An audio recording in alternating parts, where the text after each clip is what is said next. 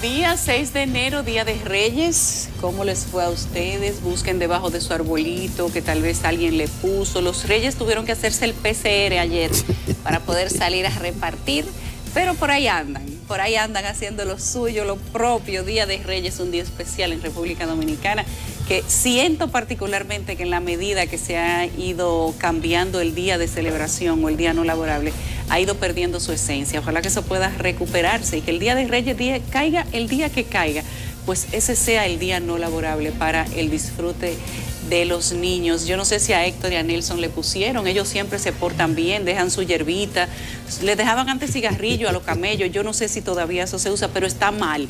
Ni a los cigarrillos, ni a los reyes, ni a los camellos le dejen cigarrillo, que los animales no fuman. Pero su mentica verde, su vaso de leche, su bizcochito, sí se lo pueden dejar.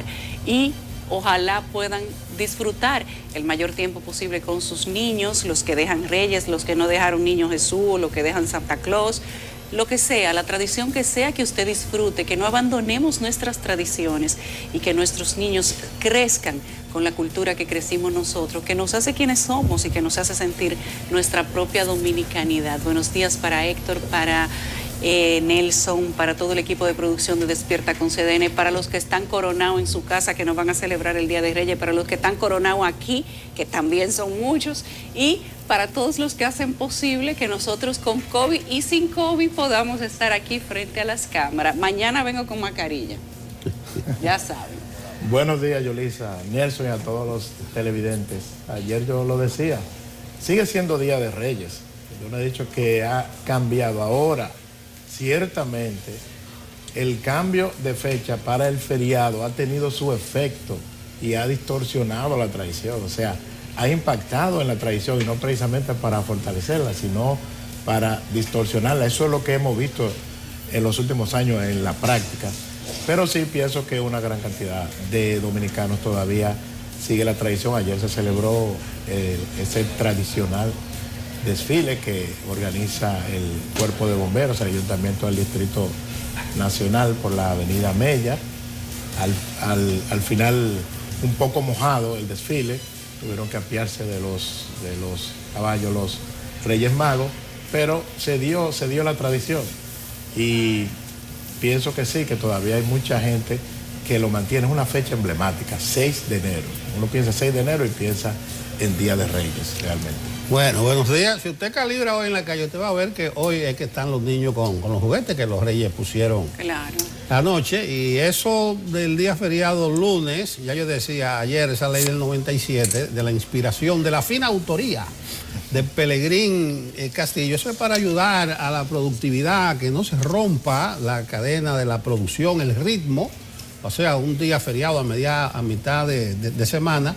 Pero aquí dijeron las fechas religiosas no. La iglesia dijo no muevan porque Tatica es el 21, la Mercedes es el 24 de septiembre. Entonces se complace a la iglesia. Pero sin embargo se afectan fechas patrias de mucha importancia. Los Reyes llegaron a media por aquí, por lo que decimos del coronavirus.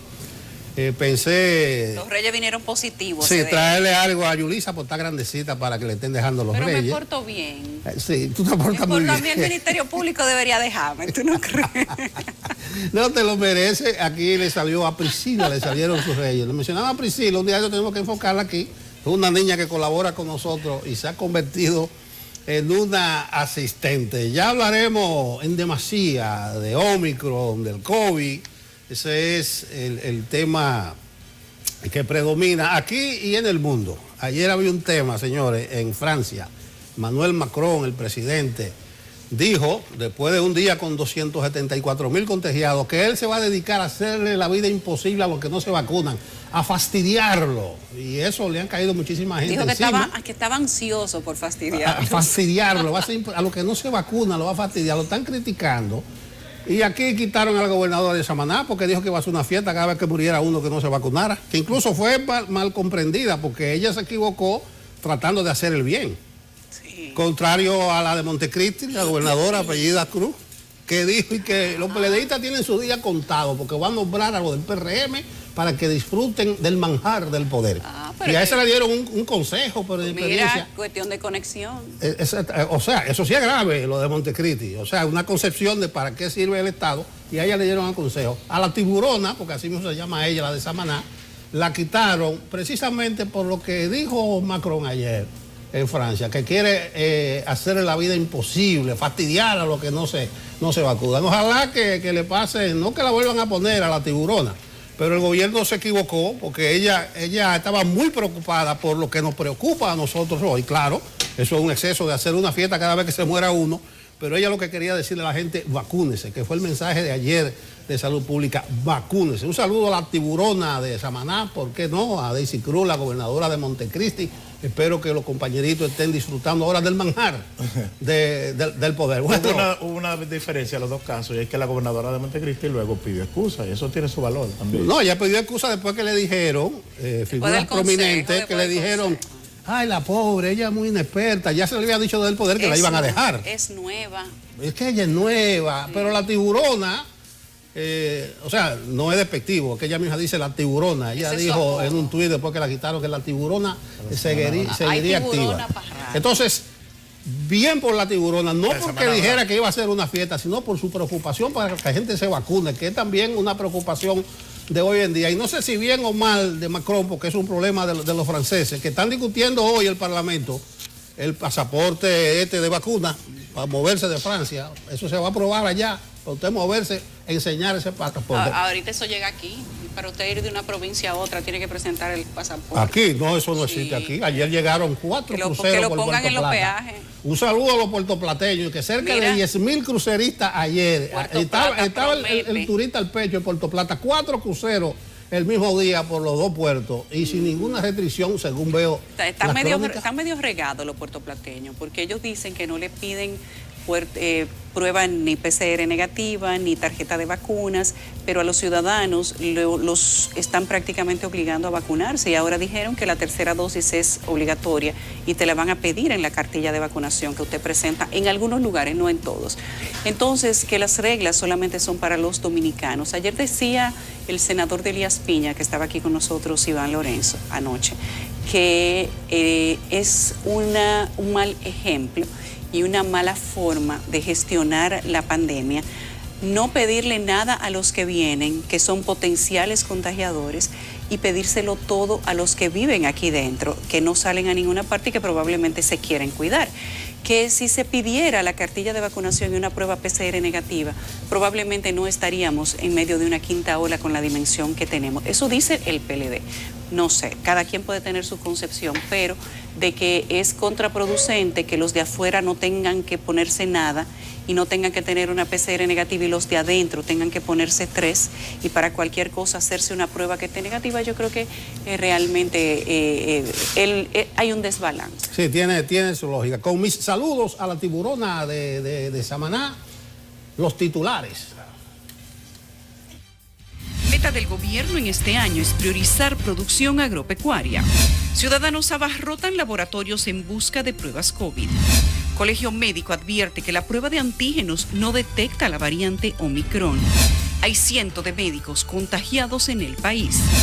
Mientras el Ministerio de Educación evalúa el retorno a clases presenciales, la Sociedad Dominicana de Infectología llama a impartir clases virtuales. Conversamos con la presidenta de esta organización, la doctora Clevi Pérez. En los primeros 9 meses del 2021, 111 mujeres han sido asesinadas en República Dominicana. La delincuencia y los hechos de violencia arropan las calles. Conversamos con la antropóloga Taira Vargas sobre el tema. Vamos a las portadas del Caribe y de cdn.com.do. Ahí sí hay trabajo, señores. Ahí sí es verdad que hay trabajo. Francisco Medrano, cuéntanos cómo amanece el país según la mirada del Grupo Multimedios. Hola, buen día, Yulisa. Jueves 6 de enero, Día de los Santos Reyes Magos.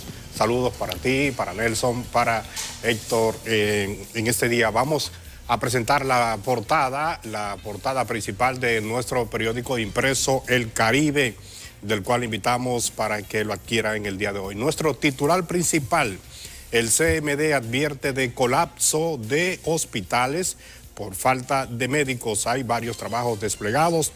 Salud dice Omicron arropa al país en un 83% los contagios en 2 semanas, en tanto que Educación evalúa el regreso presencial a las escuelas. Y también especialistas alertan de confusión entre gripe y la COVID-19.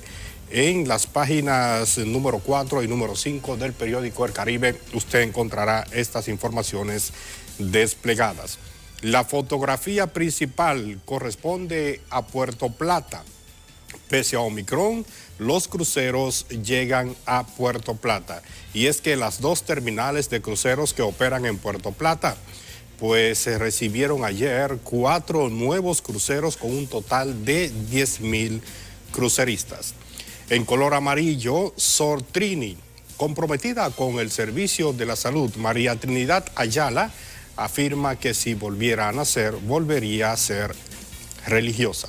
Vamos ahora a otras noticias desplegadas en el día de hoy en el periódico El Caribe. En la página 14, tasa de política monetaria regresa a agosto de 2019. En política, los partidos buscan evitar la infiltración de narcodinero. PRM sancionará a legisladores fichados en el crimen organizado. El PLD y la Fuerza del Pueblo refuerzan los controles internos. Seguimos con más información, vamos al Congreso. En la página 6, el periódico El Caribe habla hoy del Código Penal porque surgen más desacuerdos para aprobación del Código Penal. La Comisión Especial no pudo rendir informe. Diputados dieron lectura a 219 artículos y esperan concluir en el día de hoy. Un tema al que hemos dado seguimiento en esta semana tiene que ver con el vertedero de Tamboril. La Liga Municipal Dominicana promete solución al vertedero de Tamboril.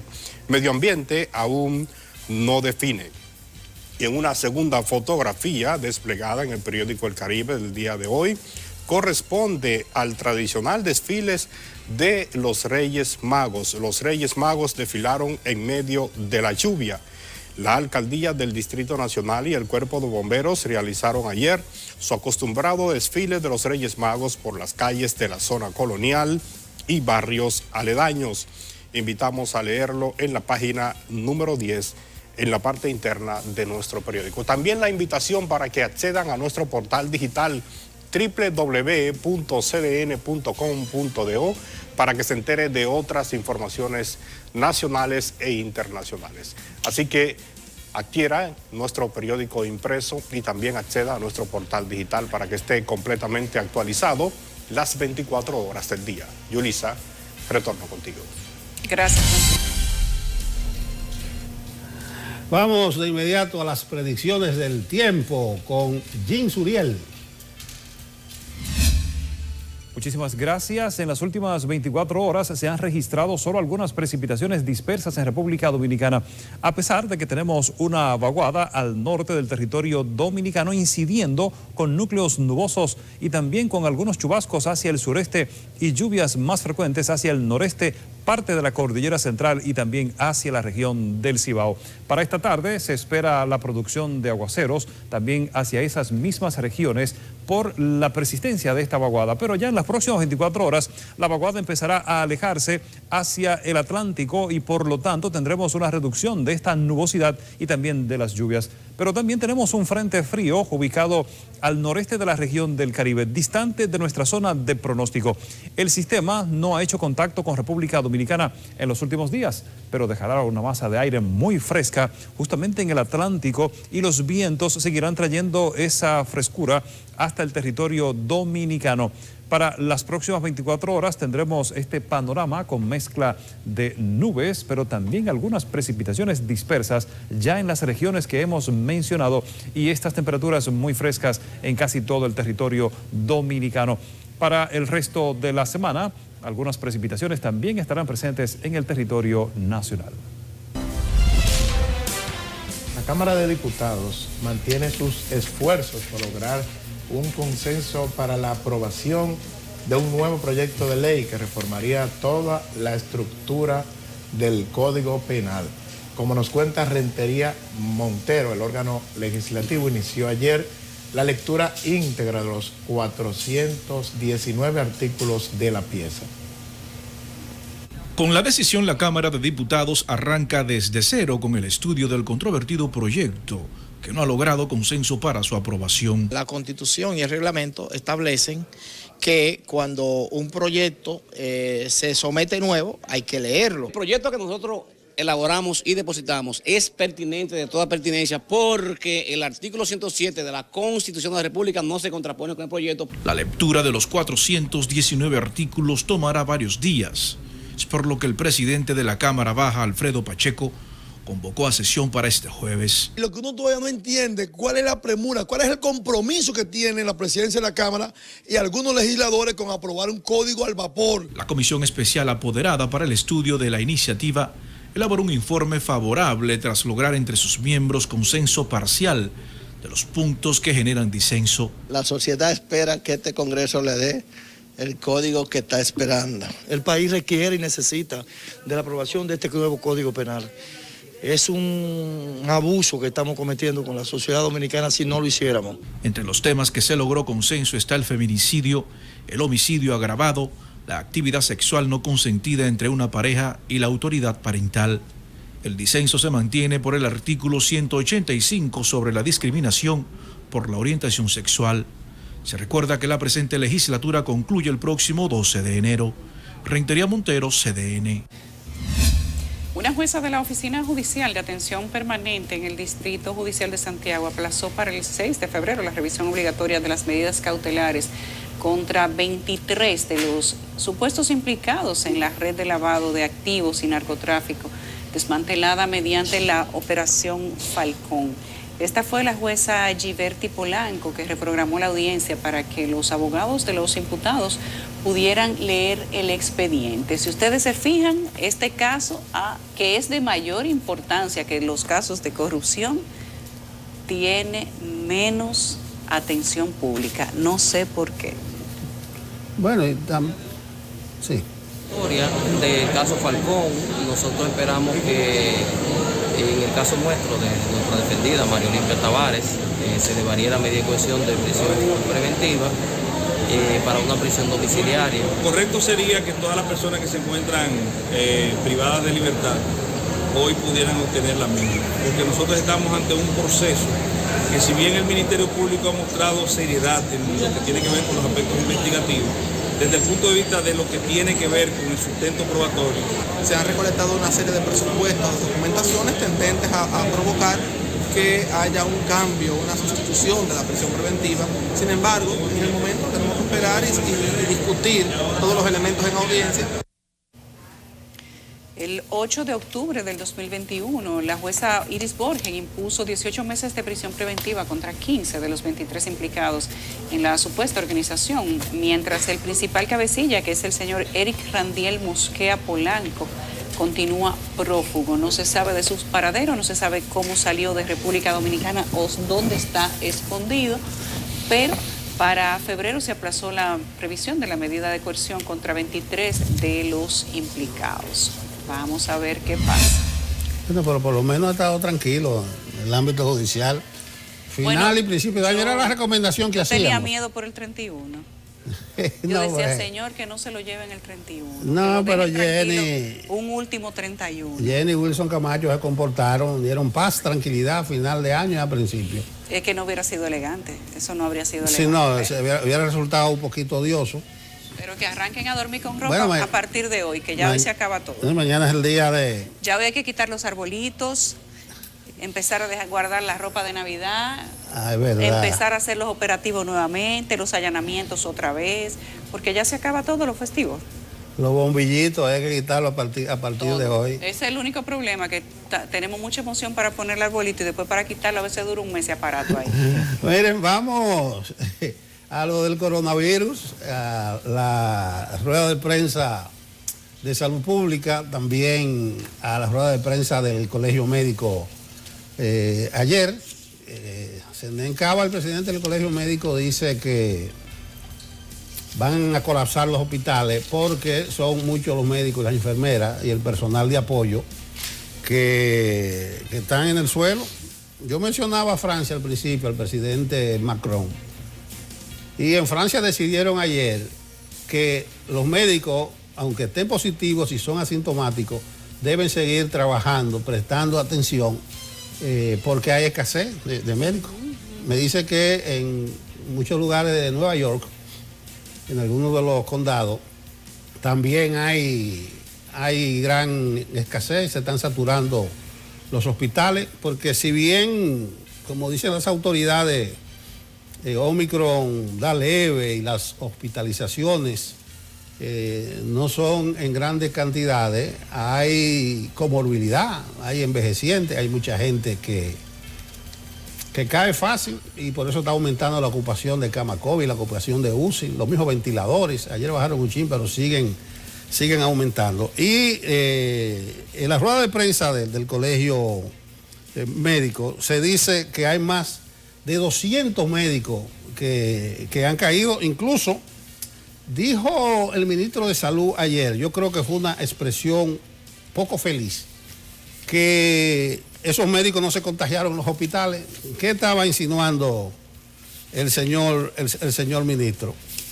Que los médicos se contagiaron fuera, no estuvieron en la calle. Yo creo que no fue muy delicado. Pero en la rueda de prensa del colegio médico, Zenén Cava habló de 200 galenos en todo el país que están actualmente afectados por la COVID-19. Asimismo, advirtió que la prueba antígeno, atención esto, no marca positivo la prueba antígeno para Omicron, pero él dice que las ARS están haciendo un antígeno previa a la PCR, pero él dice que eso es un chantaje, que eso es una estafa. Vamos a escuchar las declaraciones de Zenén Cava, que ha estado activo y vigoroso en estos últimos días.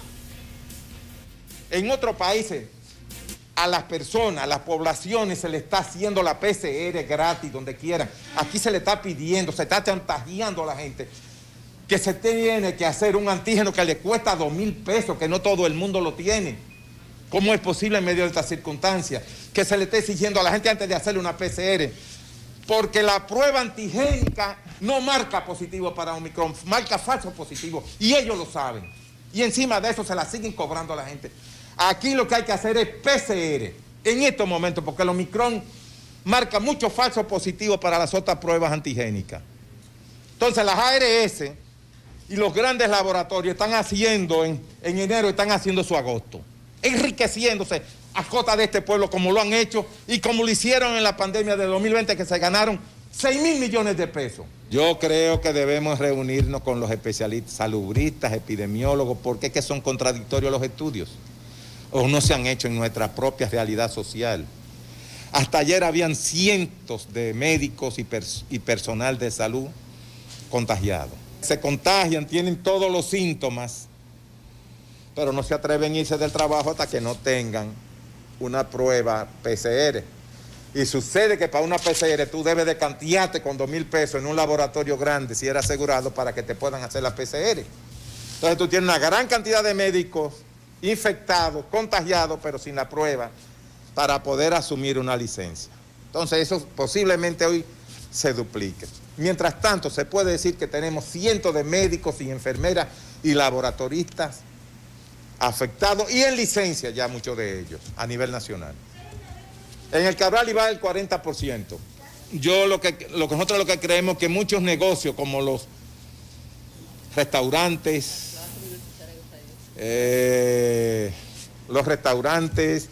los bares, comedores, deben de cerrar en horas nocturnas, como se ha hecho en Puerto Rico, sin que esto obligue un toque, porque no son necesarios.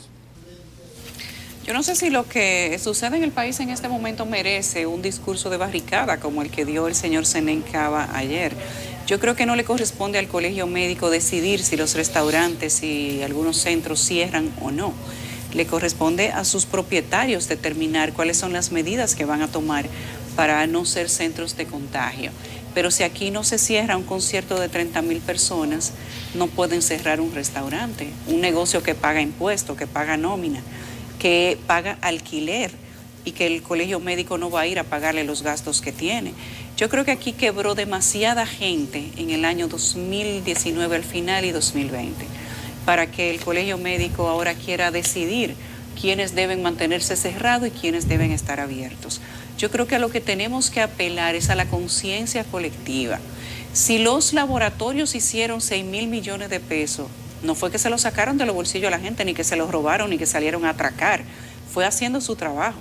Si la gente necesita una prueba de antígeno y va y se hace la prueba de antígeno y tiene que pagar lo que cuesta, eso no es culpa del laboratorio. Yo creo que estos discursos, no solamente de barricadas, sino discursos de odio que se dan cuando tenemos situaciones de salud en el país o cuando tenemos simplemente situaciones que crispan y que sacan lo que la gente tiene adentro, no son realmente la solución. Este país ya no aguanta más cierres ni más quiebras. Y él dice, no hay que cerrar el país, pero los restaurantes no pueden abrir. Los centros de bebida no pueden abrir. Tal cosa no puede darse. Yo no sé si a don Zenén, que lo respeto mucho, que le toca decirle a cuáles empresarios y a cuáles comerciantes son los que tienen que cerrar, cuáles son la gente que se tienen que ir para su casa sin dinero o a pasar hambre, porque no es solamente decir que hay que cerrar negocios, es que detrás de ese cierre de negocios hay familias, hay personas, hay nóminas.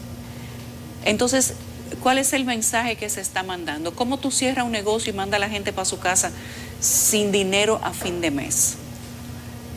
Yo creo que el Colegio Médico Dominicano debe abogar porque la gente vaya a vacunarse, porque no se quite la mascarilla, porque las actividades multitudinarias se disminuyan o se cambien de fecha, o que esperen a que pase el pico, porque nosotros no nos vamos a pasar un año en la situación coyuntural que tenemos ahora.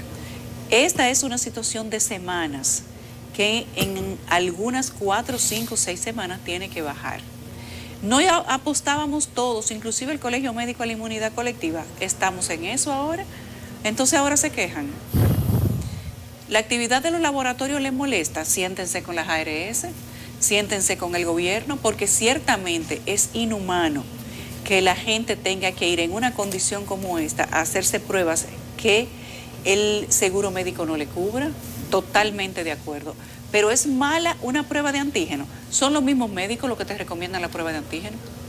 Yo he hablado esta semana y la anterior docenas de veces con varios médicos neumólogos y lo que necesitan y recomiendan es la prueba de antígenos. Y eso es lo que te mandan a hacer, por razones médicas evidentes. Porque no es solamente una cepa del COVID que estamos tratando de testear. Ahora estamos metidos en influenza A y B. Son varios laboratorios o varias pruebas laboratorios que la gente tiene que hacerse. Y Zenén dice que no se hagan una prueba de antígeno. ¿Y entonces qué se hacen? Un panel respiratorio que cuesta 13,000 pesos. Yo lo que creo que hay que sacar un poco la emocionalidad, la barricada, el odio, la frustración, y yo la entiendo que haya frustración. 200 médicos contagiados es doloroso y no debió de ser nunca. Pero ¿cuáles son los trabajadores de la salud que usted cree que primero se van a contagiar? Los que tienen contacto con la gente enferma. Eso no hay que ir a la luna ni estudiar en la NASA para darse cuenta que eso es lo primero que va a suceder. ¿Cuáles son las medidas que se están tomando en los centros médicos para que los doctores ni las enfermeras, el personal sanitario no se contagie? Es ahí a donde tenemos que ir, porque no es culpa de los laboratorios que los médicos estén contagiados. No es culpa de los laboratorios que la gente esté contagiada en la calle, porque no son los laboratorios los que contagian. Los laboratorios hacen su trabajo y son empresas de lícito comercio que hacen lo que les autoriza la ley para lo que han sido creados. Y hay de nosotros si no tuviéramos esos laboratorios. Pero nadie dice nada de las ARS. Dirijan los cañones a las ARS, a la cobertura que tienen esas ARS. Pero entrarle a los laboratorios, entrarle a las autoridades porque hay que cerrar negocios, y a los negocios porque tienen que cerrar. ¿Y quién dijo que aquí tenemos que cerrar negocios? La gente se está contagiando porque quiere, porque no se cuida, porque no usa la mascarilla y porque anda de teteo en teteo. Y mientras más persona promete un concierto que va a tener, más se emociona la gente y va. Todos ustedes saben que esta ola que tenemos en este momento ha venido de las últimas actividades multitudinarias que se hicieron. Todos hicimos una aventura con el COVID-19 y aquí estamos, en este pico. Y lo advirtieron muchísimos especialistas. Las autoridades no obtemperaron a eso. ¿De qué manera iban a obtemperar? Se puede prohibir un evento, se puede cerrar un negocio sin un estado de emergencia, sin un toque de queda. No se puede. Pero ¿estamos en condiciones de volver a un estado de emergencia? No. ¿De qué ha servido el estado de emergencia? Para aprobar todo lo que se tenga que aprobar por ese Congreso. Quiéralo usted o no lo quiera. Entonces, me parece, y solo me parece, que hablar de cierres de negocios está completamente fuera de lugar. Una persona que no ha pagado nunca una nómina, que no sabe cuántas familias dependen de un negocio, no puede hablarle a este país de cerrar negocio. Lo suyo es la salud. Trabaje con la salud. Mira, hay un punto, las autoridades realmente están siendo muy permisivas. Ayer no me gustó de la rueda de prensa de salud pública, de que ellos iban para el norte y el COVID y Omicron iban para el sur. Y había un interés en relativizar las cosas. Y realmente hay una situación un tanto delicada. Decían ellos ayer que salud pública está para aconsejar y para recomendar. Falso de toda falsedad ese punto de vista. No es verdad. Claro, ustedes deben insistir en la prevención, en la orientación, pero poner el punto sobre la llaga. Me gustó una cosa, se hicieron como 5 o 6 preguntas y los periodistas fueron periodistas, hicieron las preguntas muy puntuales. Al director de epidemiología, Kiwi, que yo lo alabé ayer, sí, le dijeron que él no puede comparar que nosotros estamos mejor que Estados Unidos, que los sistemas sanitarios de países avanzados que él mencionó, no diga que nosotros tenemos menos positividad. O sea, yo creo que eso fue un desaguisado, así como hablé de la expresión poco feliz del ministro de Salud, que dijo que los médicos se enfermaron en otro lugar y no en los hospitales. Senen, el presidente del Colegio Médico, tiene razón en lo siguiente, porque él tiene sus numeritos. Sí. En Salud Pública, que dé su numerito. ¿Qué dijo Senen Cava? Hospital Juan Pablo Pina de San Cristóbal, 36 médicos en licencia. 40% del personal de Taiwán en Asua.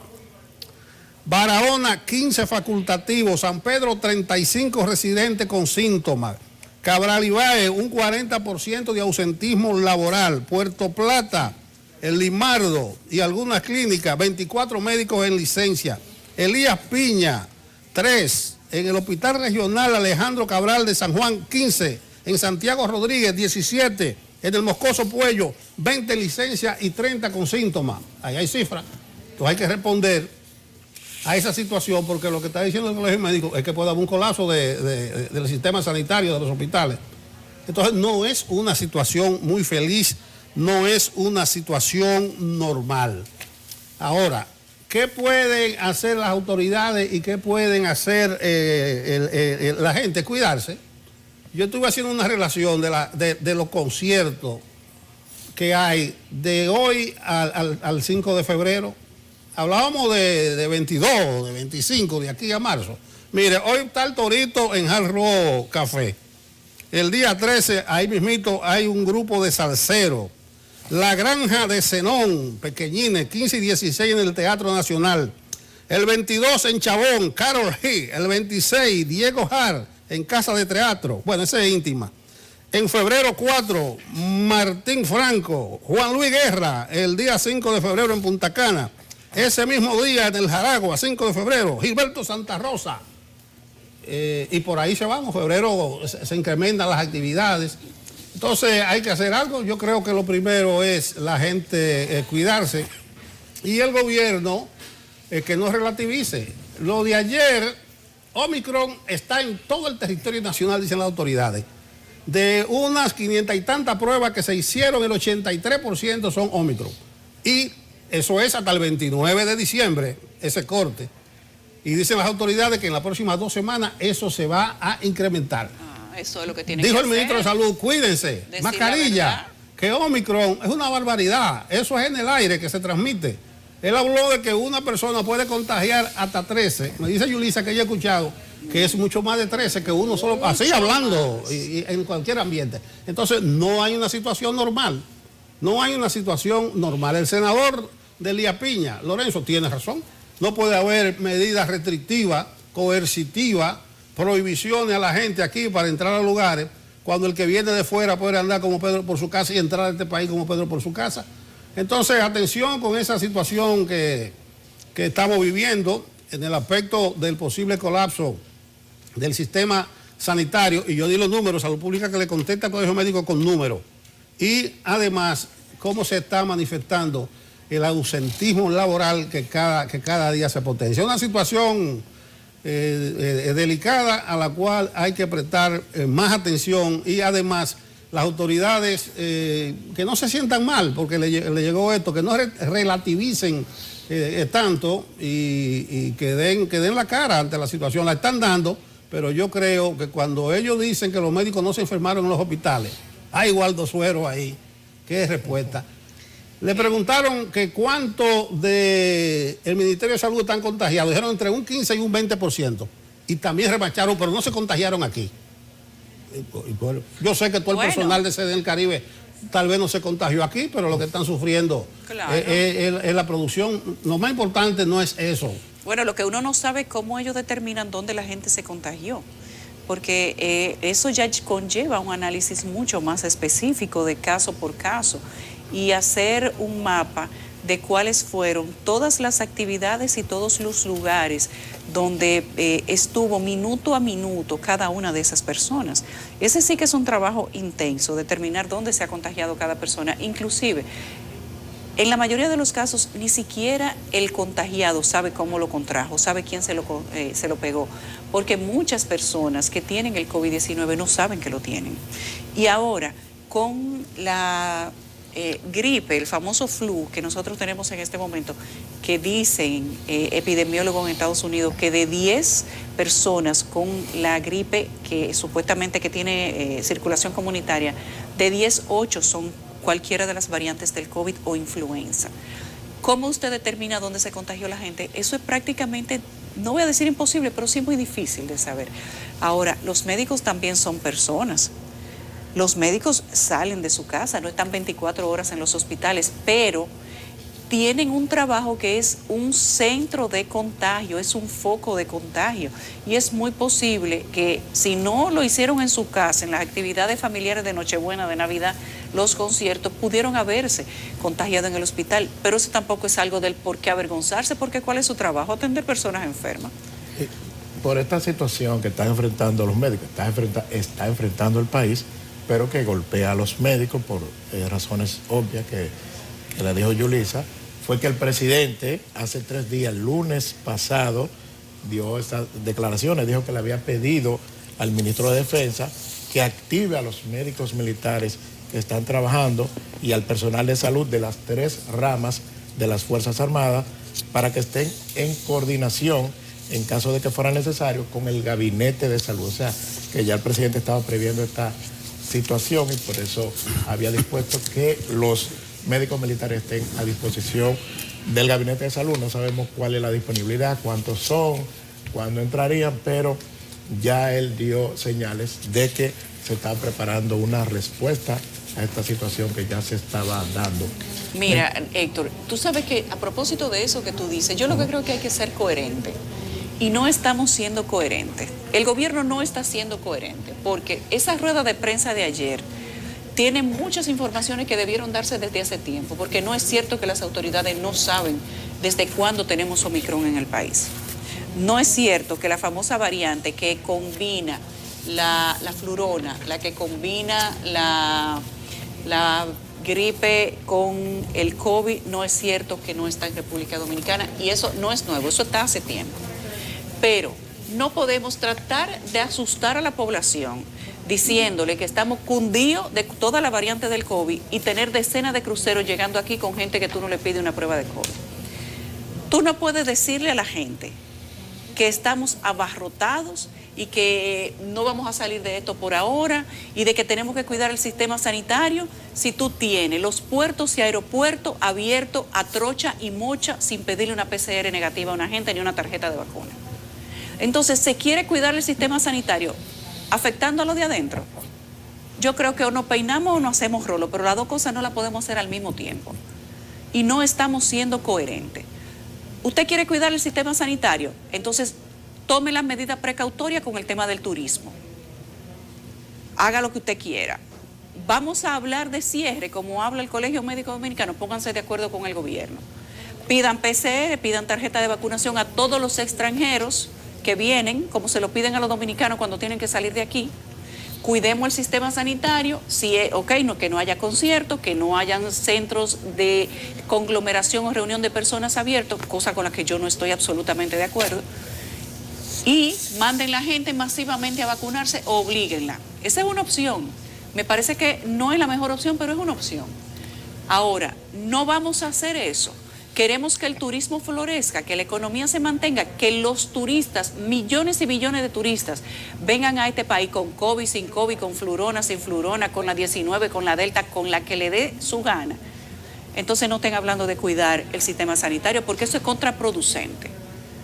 Si la gente de fuera puede venir contagiada, usted no se puede preocupar de que cuando la gente de aquí se contagie, entonces colapse el sistema sanitario, porque las dos cosas no van de la mano.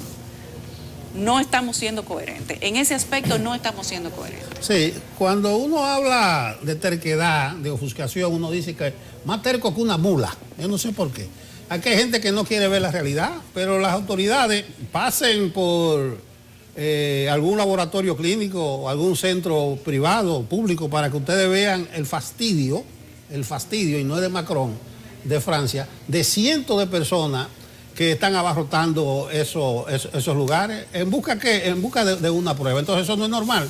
Y en los centros privados, en el laboratorio, eso cuesta 2,000 y pico de pesos. Bueno, usted podrá tener su seguro. Vamos a ver parte de esa realidad que se está dando en laboratorios clínicos y en centros privados en busca de una prueba que descarte o que confirme la infección de COVID-19 o si es influenza o si es la gripe que anda por ahí. D'Angelo Ri realizó un recorrido. Y atención autoridades, para que ustedes vean que no es verdad que todo está bajo control.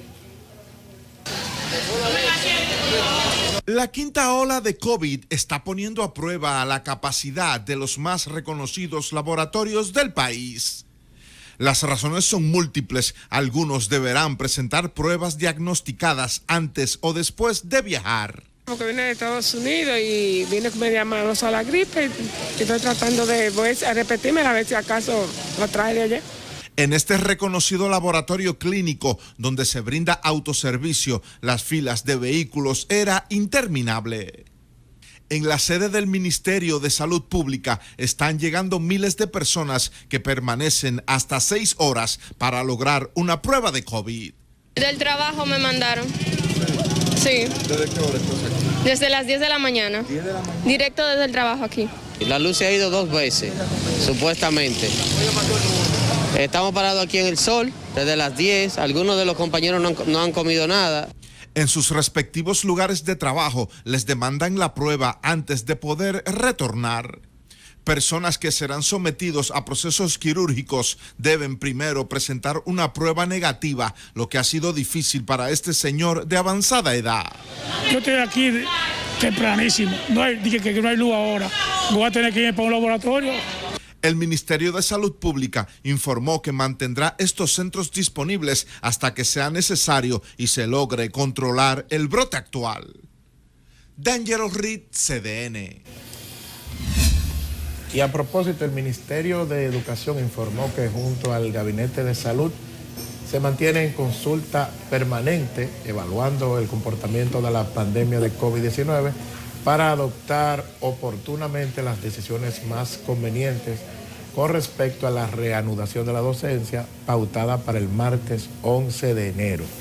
En un comunicado, el Ministerio de Educación señala que se evalúa la evolución del nivel de positividad y se mantienen consultas con los actores educativos y entes relacionados para adoptar oportunamente las decisiones más convenientes para la educación y la salud de todos. Indica que siguiendo la buena práctica del año pasado, cada decisión estará basada en los datos y recomendaciones de los órganos estatales rectores de la salud. Bueno, yo le pregunto a ustedes, entrevistándolo, comenzando con Yulisa, ¿está usted de acuerdo que se reinicie la docencia el martes 11? Educa dice que sí, dice Educa, dejémonos de cuento. Aunque las universidades acordaron volver a la cuestión esa. ¿Qué usted opina? Te voy a devolver con una pregunta. Eso no se vale. Usted es periodista. No, déjame devolverte con una pregunta. Usted la funcionaria. Eso es trampa. Eso es trampa. Como funcionaria, déjame decirte. Sí. Dios me libre de esa funcionaria. ¿Cuáles centros están cerrados para saber si merece que las escuelas sean cerradas?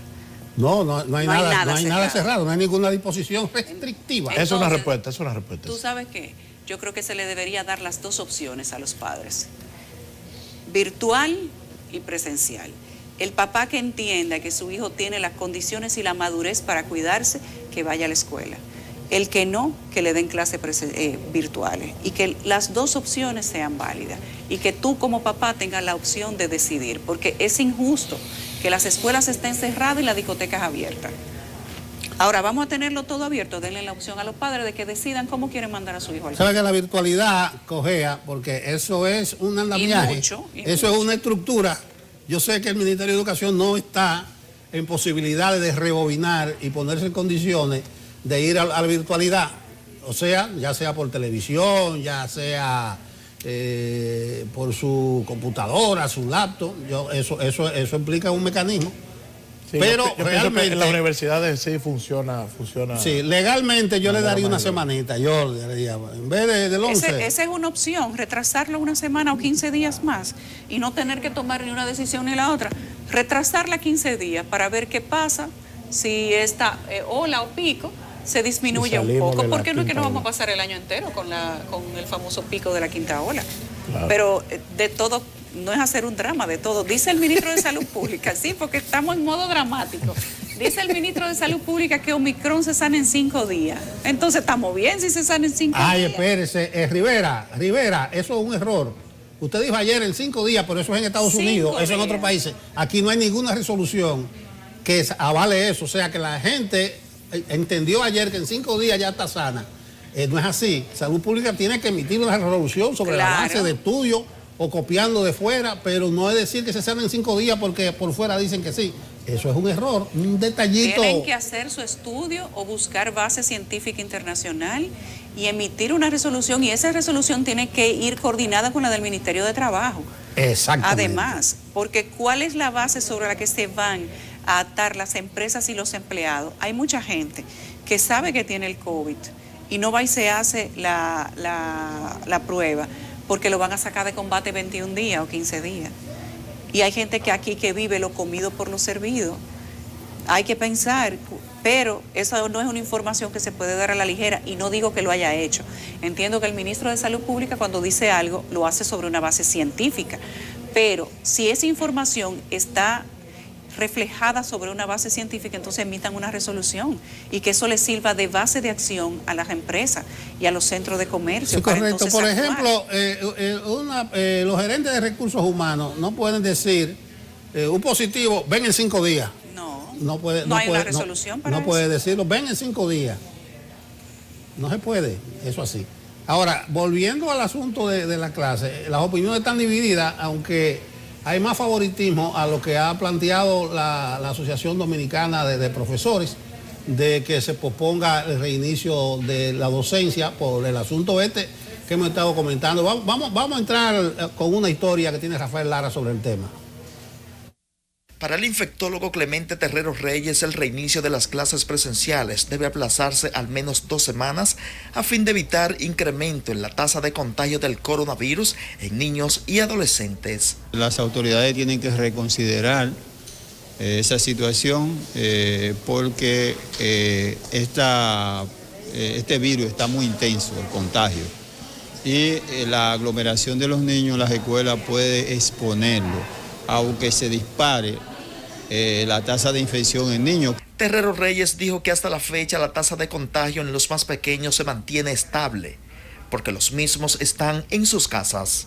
Si ahora salen a las escuelas, viene la aglomeración, la concentración, entonces va a haber mayor exposición y eso puede disparar más la tasa de contagio en el país.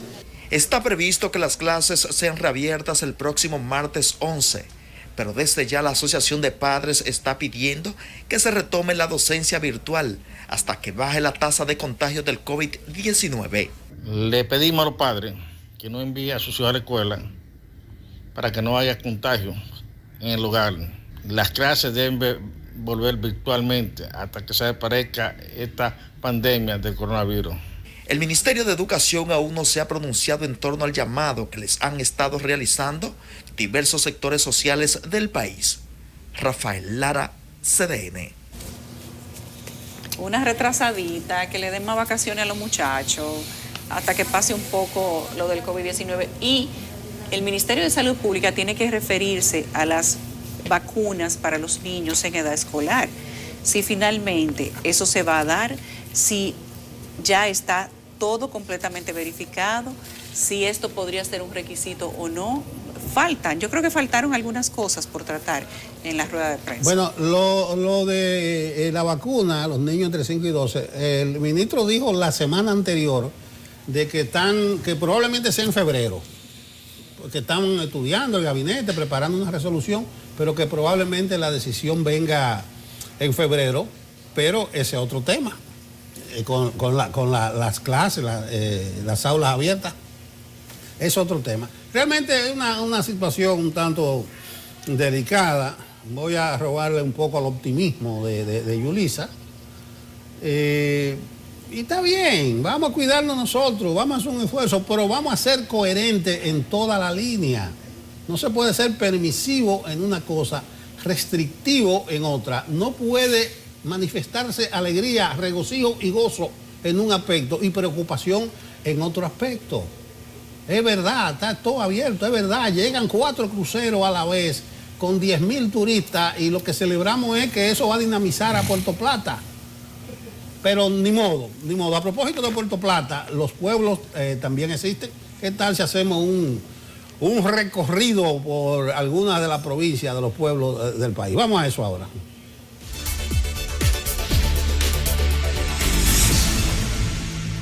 Falleció mientras recibía atenciones médicas en el Hospital Traumatológico Ney Arias Lora, un joven que el pasado 30 de diciembre fue herido por otro de un disparo en el cuello durante un confuso accidente en la carretera Mella en Santo Domingo Este. La información fue ofrecida por familiares y amigos de Cristian Segura, de 25 años. Según los parientes, el hecho ocurrió cuando Segura regresaba de su trabajo y rozó el vehículo de su verdugo, siendo ello el detonante para cometer la tragedia que deja en la orfandad a una niña que nació justamente el mismo día que le dispararon a su padre. La policía en Las Terrenas, en Samaná, informó que el ciudadano costarricense Margaret Soto Harvey Gerardo, de 44 años, fue herido de bala por 2 desconocidos que se desplazaban en una pasola. El informe policial indica que el extranjero conducía una jipeta blanca y que era perseguido por los individuos. Precisa que los sujetos dispararon al costarricense, quien perdió el control de la jipeta que lo llevó a chocar contra otro vehículo. En San Cristóbal, el sindicato de la Unión de Choferes y Propietarios de Autobuses de la Ruta B levantó el paro de labores que por más de 36 horas realizó tras la renuncia del secretario general de esa entidad choferil. El presidente de la Federación de Transporte del Sur, José Álvarez, junto a autoridades locales del Intrant y la Policía Nacional, llegó a un acuerdo amigable entre las partes envueltas en este conflicto. Los choferes, dueños de guaguas y cobradores de la Ruta B acordaron realizar una asamblea el próximo jueves 20 de enero. En Sabana Grande de Boyá, a casi un año de la invasión y depredación de árboles hecha por desaprensivos justo en la zona boscosa del nacimiento del río La Sábita, donde da la bienvenida a visitantes de ese municipio, el Consejo Estatal del Azúcar no realiza acciones contundentes para frenar definitivamente esta situación. Dicha zona depredada casi en un 90% poseía árboles de palma real, caoba, pino, mara, cedro, guanábanas, corazón de paloma, limoncillo, bambú y otros sembrados por el Ministerio de Medio Ambiente. En el lugar, las autoridades han hecho 5 operativos de desalojo y reforestación, teniendo el CEA una participación tímida. Lisa Gil, CDN. Despierta con CDN tenemos a Jorge Morales Paulino, es viceministro de Industria y Comercio. Buenos días, viceministro. Muy buenos días a todos ustedes en este Despierta con CDN. Usted está a cargo del viceministerio que tiene que ver con el fomento de la micro, pequeña y mediana empresa. Así es, así. Eso quiere decir que usted tiene que ver con la formalización, con las asesorías. Eso como que no avanza, eso. Siempre hay muchísimos programas y proyectos de este y anteriores gobiernos para formalizar a los pequeños empresarios.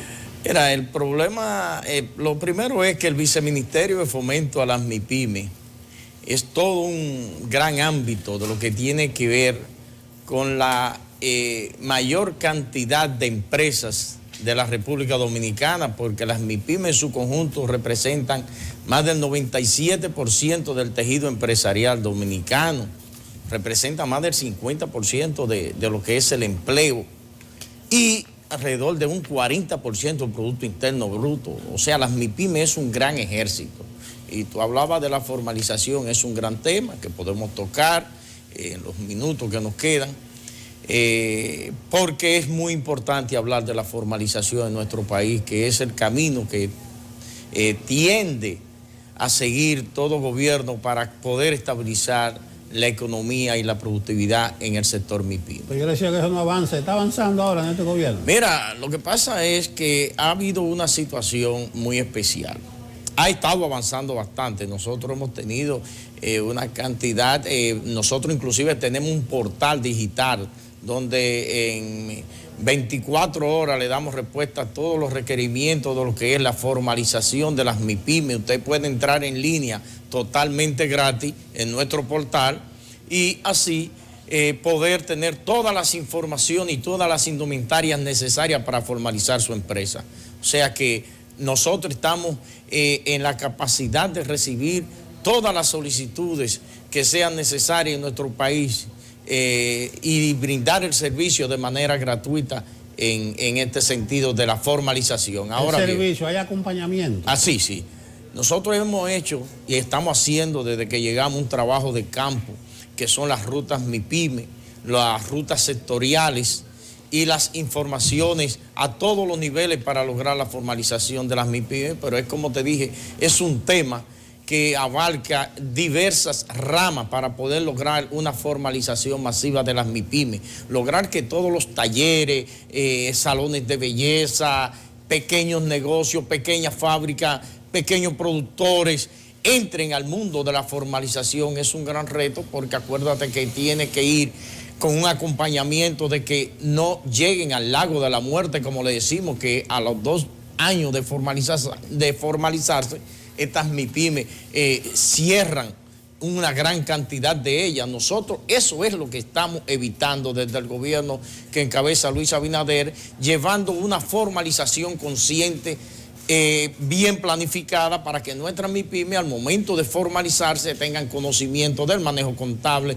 del manejo administrativo, de lo que son los costos financieros, toda la amalgama que implica el asunto impositivo, que es todo un manejo para las MIPYME en nuestro país.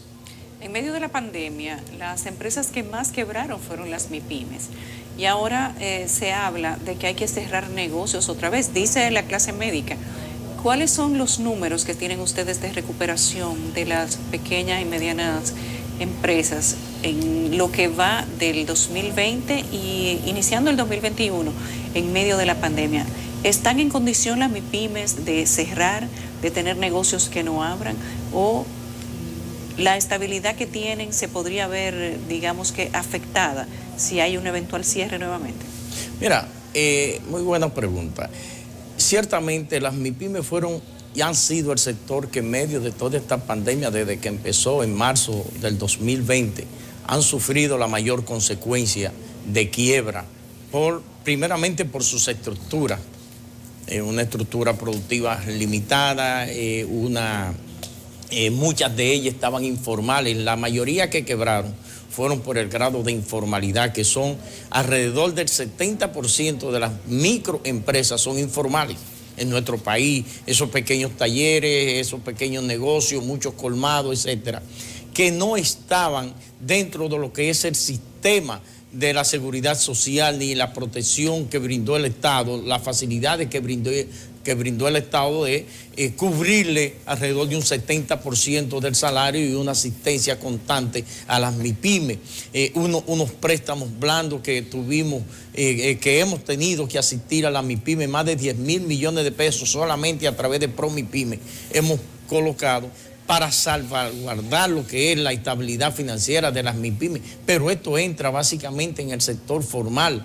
El gran sector informal, por suerte, tiene a ese pequeño núcleo que le llamamos ProMIPYME, que tiene inclusive 110 sucursales a nivel nacional, que es una de las dependencias nuestras, y que ha hecho una labor efectiva. Nosotros no le requerimos que la total formalización a las MIPYMES, sino que se sometan a un plan de financiamiento para poder acceder.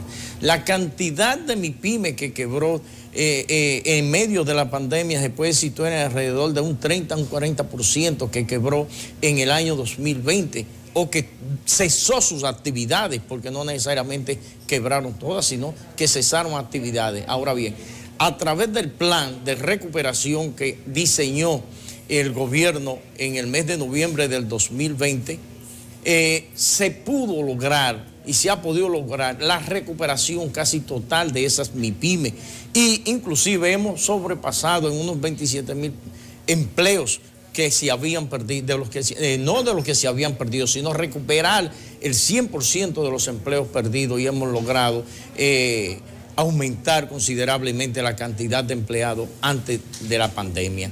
Ahora, los embates de la pandemia sí han dado duro al sector MIPYME, sobre todo por lo que decían ustedes mismos, que es el grado de la informalidad que no les permite accesar a crédito. Muchos de ellos tenían créditos bancarios que no pudieron absorber, créditos personales que no pudieron absorber, porque aquí no hubo una amnistía financiera de los préstamos, sino hubo una modalidad de extenderle el plazo de los préstamos a 3 meses. Ahora el gobierno fue el único que intervino directamente para asistir a este sector de manera a través de ProMIPYME, pero una intervención hasta cierto grado limitado. En cuanto a la formalización, ¿cuántas MIPYMES han sido formalizadas? Y si tenemos una idea de cuántas operan sin formalización, sin haber llenado estos requisitos. Mira, vamos a hablar de macronúmeros. En el país se estima que existen alrededor de 2 millones de MIPYMES, entre micro, que son la gran mayoría, alrededor de un 70%, las medianas, que andan por un 18, 19%, y las grandes, la pequeña, perdón, que andan por alrededor de un 19%, y las medianas, que andan por alrededor de un 10%. ¿Qué sucede con el sector MIPYME, esa gran cantidad de MIPYME? Que al ser tan pequeñas, que el gran ejército de salones de belleza, como le dije, colmado, pequeñas industrias, pequeñas fábricas, ensambladoras, en fin, al estar informal, quebraron una gran cantidad de MIPYME. Estamos hablando de alrededor de un 30% de las MIPYME que quebraron. Para nosotros es mucho, para un país pequeño como nosotros es mucho, un 30%, pero se ha logrado la recuperación casi total de esas MIPYME, que es lo más importante, y otras que se han logrado reactivar y abrir nuevas empresas MIPYME, porque se ha tenido que rediseñar la forma de hacer negocio, de dar servicio, en fin, ahí tenemos los servicios ya online, que todos los negocios tienen una plataforma de servicios, restaurantes, pequeños restaurantes, hasta salones de belleza, todo han tenido que entrar al mundo del servicio digital a través de llevar las facilidades digitales a sus clientes. Jorge, el viceministerio a su cargo es el responsable del fomento de la micro, la pequeña y la mediana empresa. Usted habló de la ruta sectorial, la ruta MIPYME. ¿En qué consiste? ¿Eso es una feria de productos, de artículos? Porque yo vi que ustedes hicieron una en Dajabón. Sí. Y me quedé como con esa sensación. No, mira. ¿En qué consisten y qué se busca con eso? Sí, precisamente nosotros operamos a través de 20 centros MIPYME y diseñamos conjuntamente en todo el país con alianzas de las principales universidades y centros tecnológicos del país. Y con ellos, conjuntamente con ellos, diseñamos lo que son las rutas MIPYME en las diferentes provincias del país, donde llevamos lo que es toda una serie de capacitaciones y orientaciones a la MIPYME en todo lo que tiene que ver con lo que es la productividad, la mejora de productos, la práctica comercial, lo que es la formalización, lo que es el manejo contable, el manejo administrativo, el manejo financiero e impositivo, que son las herramientas básicas para que las MIPYME puedan tener un crecimiento y una sostenibilidad de su microempresa. La mayoría de estas empresas han nacido de núcleos familiares muy pequeños, con muchas precariedades, y no han tenido la oportunidad de llegar a los nuevos conocimientos de lo que es la nueva forma de hacer negocio, de hacer los productos, de presentar los productos. Nosotros inclusive tenemos un centro prototipado que acabamos de inaugurar, es donde le enseñamos cómo hacer los productos, cómo diseñarlos, le diseñamos su etiqueta y todo esto. Pero esas rutas MIPYME en realidad no son ferias, son capacitaciones a amplio nivel de las MIPYME. Aprovechan muchos MIPYME para ofertar y presentar sus productos, a los cuales a su vez se le dan grados de capacitaciones de cómo exportar, cómo manejarse, cómo preparar sus productos para que sean competitivos en el mercado, en el mundo actual. Entonces, todas esas herramientas son las que nosotros le llevamos a esas ferias. Cuando decimos ferias sectoriales, porque son de sectores específicos, sean de comercio, sean de cosméticos, sean de artesanía, en fin. Pero cuando hablamos de ya estas rutas MIPYME son amplias, son para las capacitaciones en términos en general y asesorías. ¿Cuáles son los nichos o rubros de MIPYMEs que se han recuperado más rápido y las que están creciendo en este momento? Mira, y las que menos. Por segmento, fíjate, el sector cosmético se ha venido recuperando bastante, ha tenido una gran connotación, inclusive ha estado colocando productos a nivel internacional. Aquí hay una serie de MIPYME y de pequeños empresarios que están importando hasta Rusia. Baba de caracol. Pero el sector comercio, en sentido general, ha sido el que más rápido se ha podido recuperar, claro está, por la apertura, porque los comercios son dinámicos, son el día a día, son el servicio, ahí tenemos también, cuando hablamos de comercio, hablamos de los restaurantes, de los bares, en fin, que son los negocios que están llevando, la farmacia ni se diga.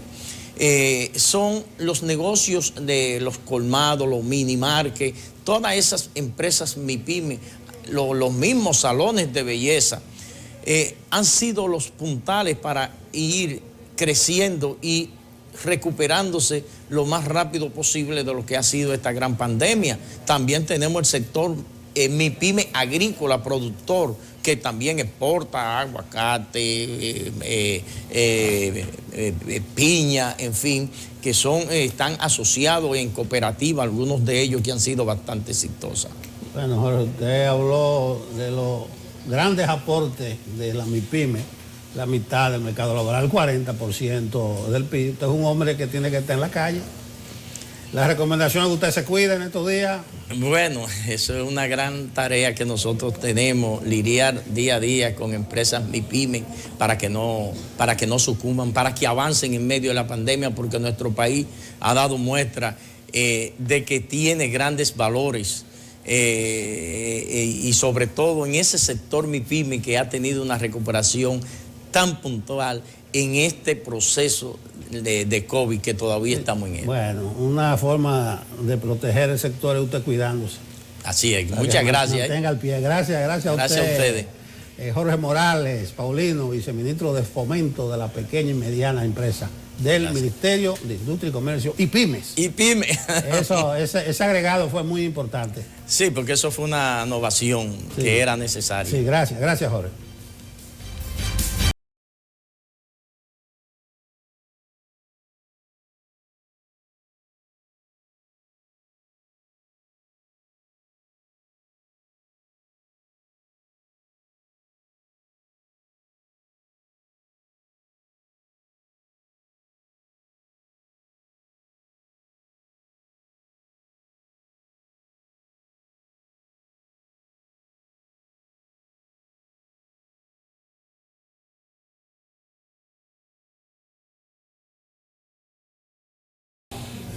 Son las 8:23 en Despierta con CDN y ahora recibimos a la doctora Tahira Vargas García, que es antropóloga social y da apoyo sobre los temas de combate a la violencia con los estudios que hace. Tahira, buenos días, bienvenida. Buenos días, gracias por la invitación.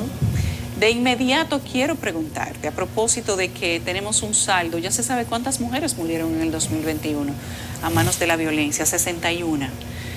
Eso es un drama social absoluto. Hay dominicanas y extranjeras de diferentes nacionalidades y eso implica que una cantidad importante de niños quedaron sin madres. Cerca de 80 niños. 80 niños. Pero los últimos días del año también han sido un reflejo importante de cómo estamos como sociedad. Violencia, tiros, patadas, pedradas, empujones. La gente se conglomera a consumir bebidas para pasarla bien. Y lo que empieza como una fiesta termina como una pelea. Y el drama de la violencia contra la señora de Baní, ya tú la conoces, lo has visto muchas veces. ¿Qué pasa todos los años? Decimos que es a final de año, pero no es así. Todos los años pasamos un balance que termina siendo funesto. Tahira, ¿qué información tienes al respecto? Sí, mira, nosotros como sociedad somos violentas. Somos una sociedad violenta. Donde la violencia empieza desde la niñez. Desde la niñez. Desde la niñez. Los niños y las niñas sufren mucha violencia, mucho maltrato en sus hogares, en las comunidades, en las escuelas.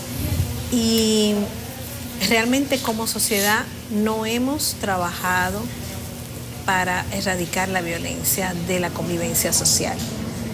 Es un tema de que la forma de relacionarnos tiene una combinación, vamos a decir, dual, de solidaridad, de apoyo y violencia. No sabemos resolver los conflictos si no es de manera violenta. Cada vez hay más personas con armas y el uso de las armas, tanto armas blancas como armas de fuego, van dirigidas a manejar los conflictos que muchas veces tienen dentro de su espacio familiar, ¿no? Entonces, todo esto ha sido una acumulación de violencia, una acumulación histórica de la violencia que viene desde siglos atrás, ¿no? Y que no se ha resuelto, sino que se va agudizando con el tiempo.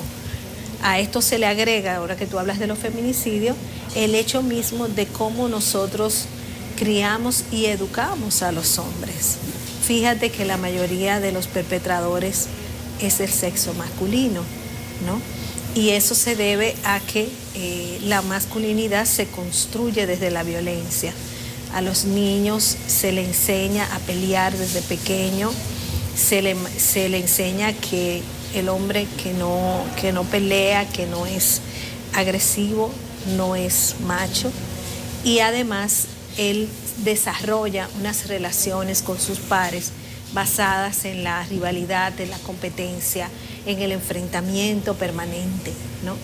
Y eso es parte de esas relaciones que se dan entre ellos, y las relaciones de género también están sostenidas en la violencia. Desde el noviazgo comienzan los problemas, ¿no? De cómo se maneja la relación entre hombre y mujer, desde el manejo con el uso de la violencia psicológica, la persecución, el control, el sistema de control, y la violencia verbal y la violencia física. porque muchas veces cuando hablamos de violencia solamente nos apuntamos hacia la violencia física y no vemos todos los demás que está detrás de la violencia y que son también manifestaciones de violencia, como es la violencia psicológica, la discriminación es violencia psicológica, el bullying, la burla, la humillación, ¿no?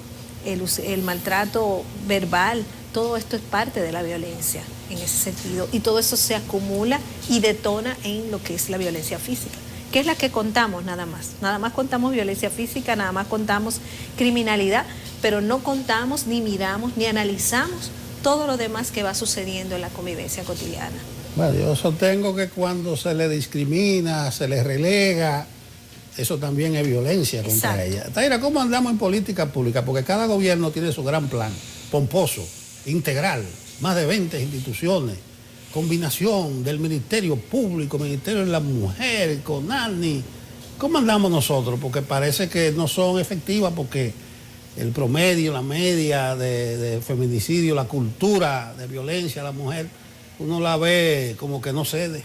Sí, mira, lo que pasa con el tema de las políticas públicas es que si bien, por ejemplo, el Ministerio de la Mujer está desarrollando desde el año pasado una campaña que incluso fue interesante, lo de la campaña que se hizo de visita casa por casa, ¿no? Que fue cara a cara y desde la cual ellos detectaron muchos casos de violencia, pero esto es un trabajo interinstitucional.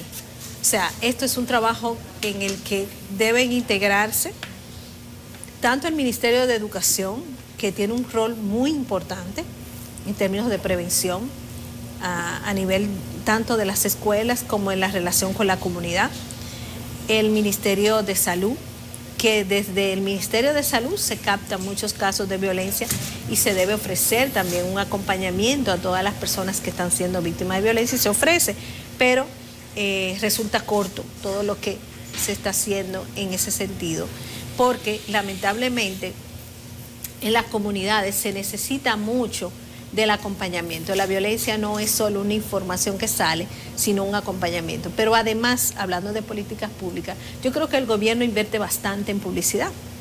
Entonces yo pienso que recortar un poco de publicidad y dedicar recursos a campañas educativas, a campañas de orientación sobre el tema de la convivencia social en términos pacíficos, estableciendo estrategias para que la gente sepa cómo manejar una situación de conflicto de manera pacífica, estrategias de cómo establecer unas relaciones de género más equitativas entre hombre y mujer y desarrollar y focalizar también políticas dirigidas a la población masculina y trabajar la masculinidad y también campañas dirigidas a los hombres en ese sentido, que no sean campañas de no pegues, no golpes, no, campañas que tengan hacen el efecto contrario. Que hacen el efecto contrario, igual que el famoso consumo de alcohol, que eso es otro punto. O sea, nosotros, ese es un agregado explosivo a la violencia, es el alto consumo de alcohol y de sustancias, ¿no? De todo tipo de sustancias y de todo tipo de combinaciones que se dan entre alcohol y todo lo demás. Entonces, eso realmente pone a la persona también más explosiva de lo que ya es y de lo que más se ha educado. Entonces, no es no consuma alcohol, no es no consuma drogas, es como trabajando las causas de la droga, del consumo de droga, del consumo de alcohol, de la violencia masculina, del problema del machismo, trabajar eso en mensajes que vayan dirigidos a desmontar esa masculinidad violenta y esa cultura patriarcal que se sostiene en la desigualdad de género. En los últimos años hemos visto muchos episodios de violencia a través de videos por estos nuevos fenómenos de la tecnología. Siempre hay alguien que tiene un teléfono inteligente y es testigo, difunde, se multiplica. A veces una cámara de seguridad que también están de moda, tanto lo del 911 como lo del sector privado, los negocios que buscan aumentar su seguridad. Uno le da la impresión que son cosas que han ocurrido durante mucho tiempo, que son parte de la cotidianidad, pero que ahora con estos elementos se multiplican, o sea, se hacen más visibles. ¿Tiene esto algo de positivo? O sea, ¿se puede lograr algo con esto de que esto tenga mayor visibilidad que antes? Mira, tiene una ventaja y tiene muchas desventajas. Tiene la ventaja de que se hace más visible lo que está pasando, ¿no? Antes no teníamos tanta información de cómo suceden las cosas y qué va pasando. Incluso con estos videos muchas veces se logra perseguir a la persona que comete el delito y se logra también conocer lo que ha pasado a personas que de otra manera no se conoce y no se denuncia y no se puede intervenir en ese sentido. Pero el otro problema es que tú favoreces la normalización de la violencia. Existe una normalización de la violencia en nuestra sociedad. Hemos aceptado la violencia porque hemos aceptado que golpeando, por ejemplo, en la niñez, que los padres y las madres, a través del castigo, a través de los golpes, es que cambian las conductas. Y las abuelas y los tíos y todas las personas que forman parte de la familia. Entonces hemos aceptado que me peguen. Yo he aceptado que me peguen. Y eso está bien, que me peguen, ¿no? Porque me pegan porque me quieren. Entonces se reproducen las relaciones de género, ¿no? Y yo acepto que yo puedo discutir con una persona y puedo maltratarla y puedo alzarle la voz y puedo usar despectivo. Y hemos aceptado eso. Entonces con los videos se favorece esa normalización. Igual pasa con el tema de cómo se actúa ante la violencia. Porque si los organismos también responsables de actuar siguen en ese círculo de la violencia, también siguen reproduciendo y fortaleciéndola. Hace poco yo estuve en la carretera viniendo desde Dubó y encontré a un operativo policial que se estaba haciendo. Cerraron la calle con una camioneta, yo no podía pasar, pero el policía apuntó la pistola y parecía que me apuntaba a mí. Y yo iba con mi madre y ella se asustó muchísimo con esa situación.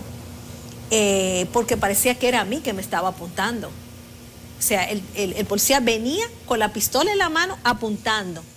Y el que venía ahí era el motorista, ¿no? Que ellos lo tiraron al suelo, lo golpearon, ¿no? Y lo amenazaron en ese sentido. Entonces, eso es violencia. Y yo se lo comenté al comandante, y dije, pero es que así no se actúa. Así no se procede en un proceso de investigación. Por más que tú hayas estado persiguiendo a una persona, ¿cómo tú la maltratas de esa manera? Tú estás violentando sus derechos, ¿no? Entonces eso lo aceptamos, todo el mundo estaba mirándolo como, bueno, así es que se hace, está bien, porque es un delincuente que no se sabe si es delincuente, porque no se ha investigado tampoco, ¿me entiendes? Y cómo tú usas la pistola, las armas de fuego de esa manera, ¿no? Atemorizando a todo el que está ahí, incluyéndome a mí que no cometí nada y que no tenía nada que ver con esto, ¿me entiendes? Entonces eso es parte de esa reproducción y esa normalización de la violencia a la que hemos llegado y que hemos aceptado. Y los videos pues favorecen a que eso se agudice y se incremente de alguna manera. Bueno, hoy es Día de Reyes, ese niño cuando chiquito a lo mejor quería ser vaquero con una pistola, pero después es una trampa. Mira esto. Incluso quiero decir, a propósito de eso, que muchos niños en las comunidades, cuando uno le pregunta qué quieren ser cuando sean grandes, te dicen que quieren ser policía. Y tú preguntas ¿por qué? Te dicen, porque así yo puedo tener una pistola. Autoridad. Imagínate lo terrible que es eso, de que lo que tú quieras es tener un arma de fuego, de que la pistola es un juego y que la pistola es algo positivo, ¿no? Me da un estatus, me da una presencia social, y eso es violencia. O sea, ¿qué más violencia que eso? Una distorsión de la imagen del poder. Exactamente, total distorsión de la imagen del poder, pero esa es la imagen que tenemos. Esa es la imagen que manejamos. Y muchos hombres usan la violencia de manera que se muestre, que usan las pistolas, que se les muestre que tienen una pistola, ¿no? Y de alguna manera de esa manera convertirse en una figura de poder. O de respeto. O de supuesto respeto que está sostenido en el miedo y en la violencia. Exacto. ¿Qué nos falta por hacer, Taira? Tenemos años y años y más años en los que sabemos que somos una sociedad violenta. Sabemos que necesitamos hacer cambios, que la educación de nuestros niños está basada sobre una cultura de violencia y de machismo y de victimización hacia las niñas, hacia la mujer. Los criamos diciendo que la mujer llora y el hombre da golpe, que los juguetes de la niña son rosados y los del varón azul, que para darte a respetar tú tienes que romperle la cabeza a 2 o 3 y así ya tú te vas a ver como una imagen fuerte, que la pistola fuera del cinto te hace ver como un hombre implacable y que la mujer mientras más sumisa consigue un mejor marido. Pero seguimos con eso. Nos quejamos de los feminicidios, de la violencia en la calle, pero ¿estamos haciendo algo como sociedad para mejorar eso para las generaciones futuras, aunque sea? Bueno, yo pienso que no hemos atacado las raíces del problema. Ese es el asunto. Hemos estado invirtiendo en cosas que van por las ramas y no van por las raíces. Y no ha habido una voluntad política para atacar las raíces de la violencia. Históricamente no la ha habido. O sea, como bien tú dices, ya hay suficiente información sobre cuáles son las raíces de la violencia, cuáles son las raíces del machismo, cómo atacar el machismo, cómo atacar esa violencia que hace que tengamos tantas mujeres muertas y tantos niños y niñas huérfanos que van sumándose a todo lo que va sucediendo cada año. Cómo atacar esas relaciones violentas. Ahora yo me digo, ¿dónde está la voluntad política para invertir suficientes recursos para erradicar la violencia? Y es lo que ha faltado. Suficientes recursos para que las instituciones responsables de desarrollar políticas sociales y políticas públicas dirigidas a las comunidades, al microterritorio, a los barrios, a la gente, tanto en la clase media como en los sectores populares, porque también en la clase media hay mucha violencia, dirigidos a cambiar esas manifestaciones de violencia en el tránsito, en las relaciones humanas, en las relaciones personales, laborales, en la policía. Todo eso supone que debe haber una voluntad de convertir eso en un tema prioritario en este país. Ese es un tema prioritario, porque nos estamos matando unos a otros. Tú puedes tener las cosas más lindas, las políticas, los programas más lindos, pero si en nuestra convivencia no estamos seguros, no estamos tranquilos, no estamos en paz, no nos mantenemos en relaciones armónicas, eso no vale de nada, porque nos estamos matando y estamos maltratándonos. Y fíjate que en el Congreso se sometió una ley contra la discriminación. ¿Y qué hicieron con esa ley? ¿Qué pasó? Entonces, eso te dice que no hay interés en erradicar el problema, porque la discriminación, como bien planteamos, es violencia. Por ahí tú empiezas la violencia, por la discriminación. Entonces, ¿cómo tú no aceptas, no votas a favor de tener una ley que regule, que norme las prácticas discriminatorias de todo tipo? Gracias, Taira. Yo hablaba de la discriminación, de relegarla. El 12% de la ministra son mujeres nada más, el 12, 3 de 22. Exacto. Por ahí se comienza. Ese es el concepto, esa es la visión que se tiene. Y se habla mucho de igualdad, de género y todas esas cosas. Pero no lo hay. No lo hay. ¿Y qué pasó con la política de género de educación? No. Eso se fue a pique. Aquella resolución 33 ni la menciones. Gracias, Taira, un placer. A su orden. La presidenta de la Asociación Dominicana de Infectología, Clevi Pérez, oportuna presencia en este momento. Uno no sabe si tiene COVID, si tiene gripe, la automedicación. La gente está vuelto loca y sin idea. A ver si nos arroja un poquito de luz, Clevi. Y podemos comenzar por ahí porque hasta las autoridades yo la veo que no son como firmes y hablan con aplomo de esta situación. ¿Qué es lo que están viendo ustedes, los infectólogos?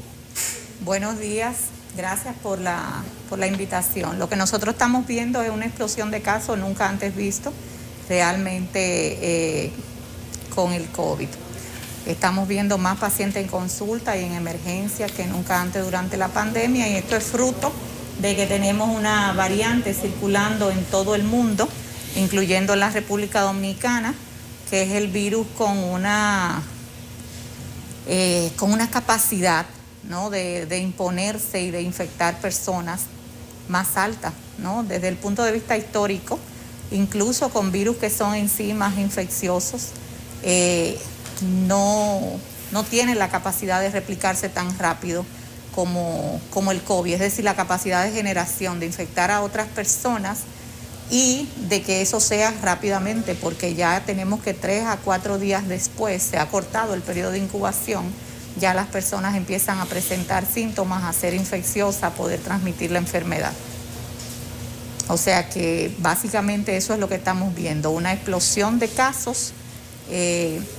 Ustedes lo ven, todo el que no está viendo ahora mismo sabe que tiene familiares, que él mismo está enfermo o que tiene familiares, que tiene amigos, que en su centro de trabajo una parte importante de sus compañeros están ahora mismo de licencia y en aislamiento precisamente por COVID.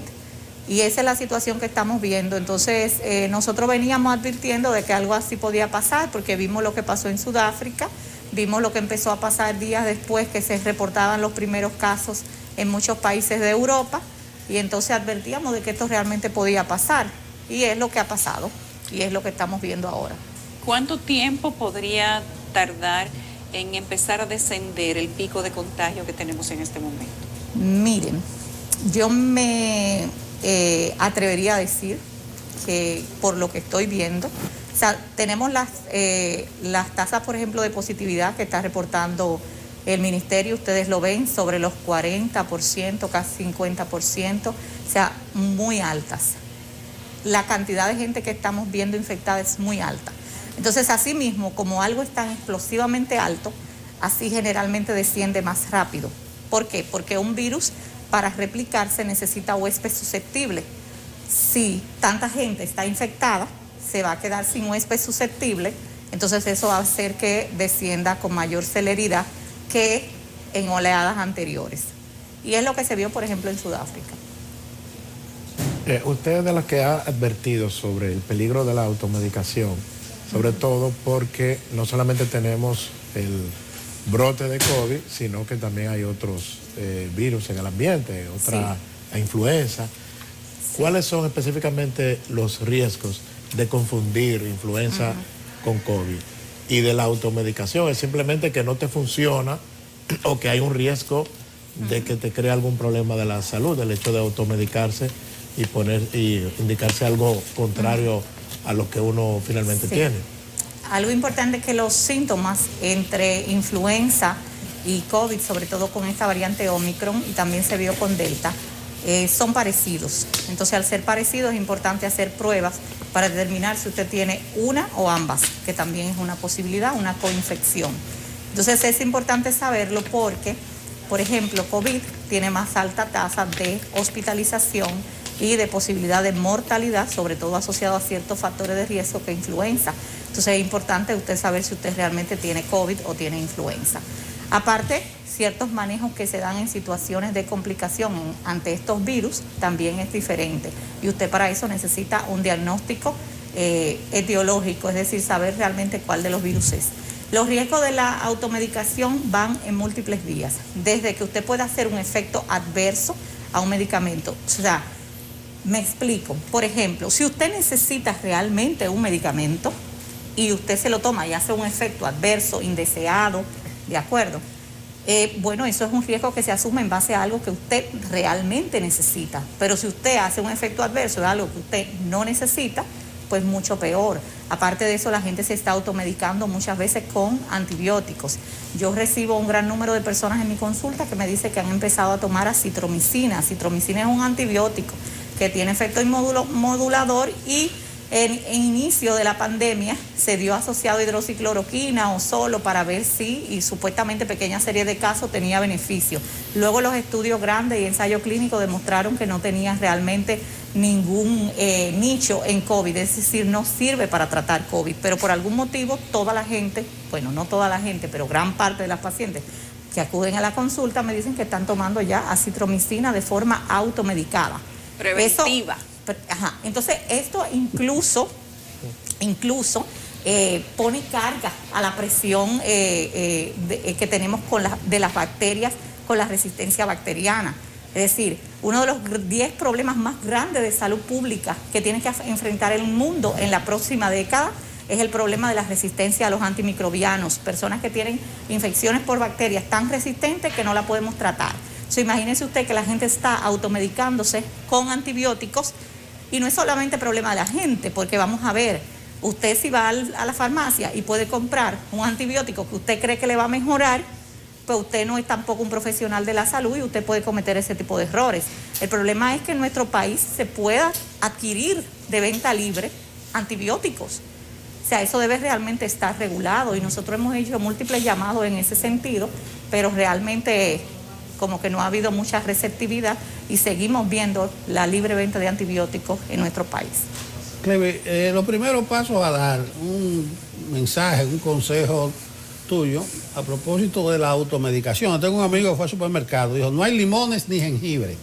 Le llamó la atención y fue al área del hotel y también esa área casi está vacía. Se ha dicho que los antigripales escasean en la farmacia porque o es influenza, o es COVID con una de sus variantes, o es la gripe que anda, como dice la gente. Gripe mala. La gripe mala, estacional que anda. Entonces, la gente no tiene la posibilidad de salir directamente a donde un especialista. Lo primero que apela, incluso hay un problema cultural. ¿Cuáles son las recomendaciones iniciales que tú harías? Que la gente no sabe, hay confusión de qué es lo que tiene y qué es lo que está pasando. Bueno, si en este momento usted está sintiendo molestias de garganta, que son los síntomas que más frecuentemente vemos, no solamente los artículos, sino lo que nos están refiriendo los pacientes ahora, son dolor de garganta, congestión nasal, usted se siente como una pesadez en la cara y dice que se siente como si tuviera congestión de la nariz, como decía, dolor de garganta, liqueíto por detrás de la nariz, es decir, se siente como algo que le molesta y que le molesta tragar. Si tiene fiebre, si tiene escalofríos, sudoración, se siente un poco agitado, a veces frecuencia cardíaca elevada y lo manifiesta como palpitaciones. Si usted tiene esos síntomas, entonces es muy probable que en el contexto epidemiológico actual que estamos viviendo, usted realmente tenga COVID. Otra posibilidad sería influenza, pero menos fuerte. O sea, lo primero que usted debe tener en cuenta es que usted puede tener COVID. Entonces piense, ¿cuáles son sus riesgos? Usted es diabético, usted es hipertenso, usted tiene más de 60 años. Esos son riesgos que se le suman. Usted debe buscar atención médica, idealmente todo el mundo, pero especialmente si usted tiene esos factores de riesgo, es obeso, usted es embarazada, son personas que tienen estadísticamente más probabilidad de complicarse y de requerir internamiento. Aparte de eso, valore si usted realmente está vacunado. Si usted está vacunado, sobre todo con 3 dosis de vacuna, es mucho menos probable que usted tenga alguna complicación, porque los estudios están diciendo que usted tiene aproximadamente 15 veces menos posibilidad de morir si está vacunado versus que si no está vacunado. O sea que esas son cosas que la gente debe tener en cuenta. Pero yo le diría que idealmente si usted vive, por ejemplo, en el interior, porque no podemos nada más pensar en los núcleos urbanos, sino también en el interior, generalmente hay centros de atención primaria, y que si usted se siente sobre todo fiebre, que es un signo que se asocia con mayor frecuencia de complicaciones, sobre todo si la fiebre es persistente, usted debe tratar de buscar atención médica. Se está hablando de manera preventiva también, de uso de vitaminas. ¿Eso tiene algún efecto Miren, positivo? hay muchísimos ensayos grandes que han demostrado que el uso de vitaminas no mejora. O sea, se ha usado muchísimo desde el principio, estudios interesantes con vitamina D que supuestamente mostraban cierto beneficio. Luego se le ha dado en estudios comparando gente hospitalizada, por ejemplo, dándole 100.000 unidades de vitamina D, megadosis, otras no dándole, y la verdad es que no se han comportado diferente. O sea, no es que está mal tomar vitaminas ni nada de eso, pero la verdad es que tampoco eso le augura a usted tener supuestamente menos complicaciones con COVID. Bueno, se habla de la vacuna, los anticuerpos, el criterio de aumentar la defensa, vitamina C, creo. Sí, pero que realmente esto de la respuesta del sistema inmune es bastante complejo y depende de muchas cosas.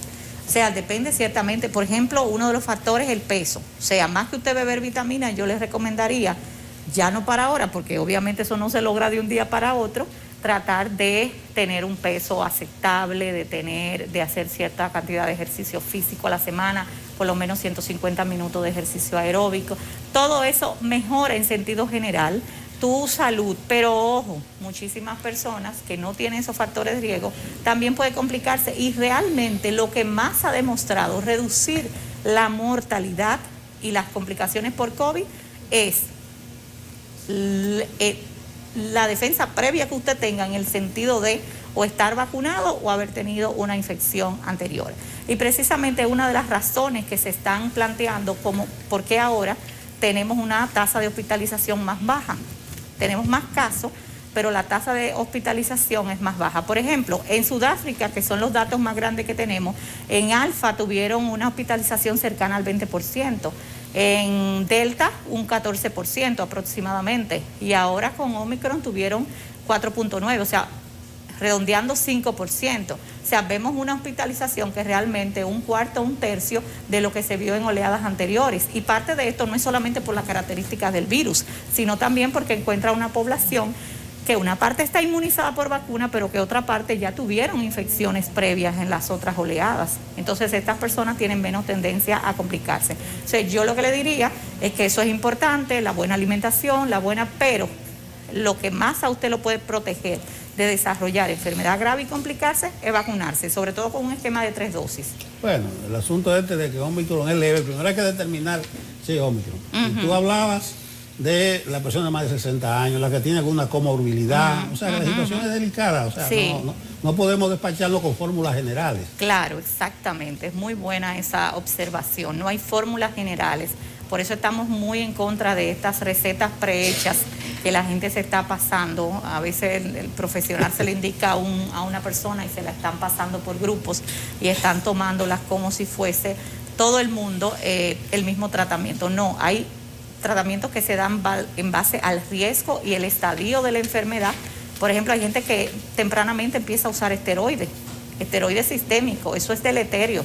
Se pueden utilizar esteroides vía inhalatoria, que sí ha mostrado en algunos estudios que disminuye la hospitalización, pero no esteroides sistémicos, que tienen mucho efecto adverso y no debe usarse en pacientes que no tengan neumonía ni caída de la saturación. O sea, hay mucha gente que toma recomendaciones que le han dado a algún familiar o amigo y la asumen para sí, y entonces lamentablemente eso empeora su pronóstico. O sea, muy del dominicano, pasarse la receta, y a mí me dijeron, y a mí me recomendaron, y una vez yo tuve algo parecido. Sí, y hay que decir que también es algo cultural, pero también ahora mismo está muy difícil conseguir atención médica. Los profesionales de la salud, una parte importante está ahora mismo de licencia médica por el COVID, las enfermeras también, los emergencias y los consultorios están saturados y la gente está teniendo que durar horas y horas esperando para ver un médico. Eso lo estamos viendo en los últimos días. Bueno, gracias, Clevi. Clevi Pérez, presidenta de la Asociación Dominicana de Infectología, ha estado con nosotros y con ellas terminamos nuestra jornada por el día de hoy con todas las recomendaciones iniciales de cuidarse, de las medidas preventivas, de que no haya aglomeraciones, de que evite las fiestas, las juntas. Bueno, ahí está, todo está dicho. Gracias, señores, y será hasta mañana, que es viernes.